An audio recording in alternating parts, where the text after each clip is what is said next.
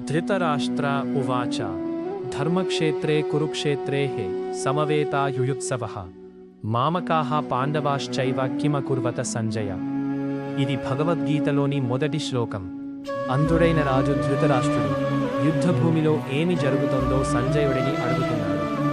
ఓ సంజయ, ధర్మక్షేత్రమైన కురుక్షేత్రంలో యుద్ధం చేయడానికి చేరిన నా కుమారులు మరియు పాండవులు ఏం చేస్తున్నారో అని అడిగాడు. ఇక్కడ ధృతరాష్ట్రుడు పాండవులు అని, నా కుమారులు అని వేరుగా చెబుతున్నాడు.